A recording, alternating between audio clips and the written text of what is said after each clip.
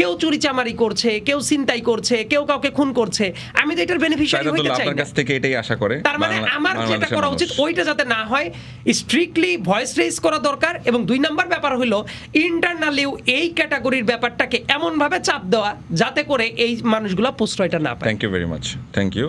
আপনি একটা খুবই বোল্ড এবং ক্লিয়ার স্টেটমেন্ট দিয়েছেন। আপনার কাছ থেকে মানুষ এটাই আশা করে, বাংলাদেশের মানুষ, কারণ আপনার ইমেজটা আসলে ওই না এক্স্যাক্টলি। আপনি একটা অন্যায়কে ভাই কোনো একটা জায়গায় তখন সমস্যা আছে, আপনি সমস্যার সমাধান করতে চান, সেটার প্রাথমিক স্তরটা কি? সমস্যা যে আছে সেটা অ্যাড্রেস করা, যে ইয়েস সেটা অ্যাডমিট করছেন যে সমস্যাটা আছে। আপনি যদি সমস্যাকেই অ্যাডমিট না করেন তাহলে তো আপনি কোনো কিছুর সমাধান করতে পারবেন না। আর আমার কাছে মনে হয় না যে বাংলাদেশের মানুষ এই পরিমাণ বোকা। সো ব্যাপারটা হলো যে আপনার যে কাজটা করা দরকার, মানুষ যদি দেখে যে আপনার ওই সদিচ্ছার জায়গাটা আছে, ভুল ত্রুটি হবে, মানুষ ফেরেশতা না।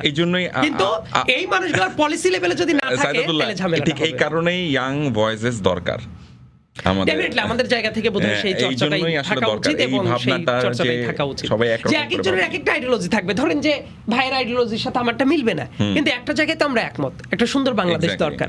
একটা জায়গাতে একমত যে একজন বিরুদ্ধাচরণ করলে বা ধরেন যে একজনের মতের সাথে মিললো না তাকে গিয়ে আপনি আক্রমণ করবেন, ধরেন যে আপনার রিলিজিয়াস একটা জায়গা থেকে, রাজনৈতিক জায়গা থেকে, এমনকি ঠিক আছে আমার হাতে পাওয়ার আছে আমি এক্সারসাইজ করবো, ভাই আপনার হাতে কোনো পাওয়ার থাকা মানে তো এটা আরো বিপজ্জনক ব্যাপার।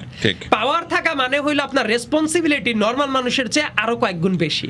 এবং এই ব্যাপারটা যদি ঠিকঠাক মতো মানুষকে অ্যাকাউন্টেবল না করা যায়, আলটিমেটলি বাংলাদেশে মেজরিটি ভোট পাওয়া মানেই আপনি জবাবদিহিতার ঊর্ধ্বে চলে গেছেন এইটা না, বরং সামনে আরো অনেক কঠিন টাইম আছে বলে আমি বিশ্বাস করি।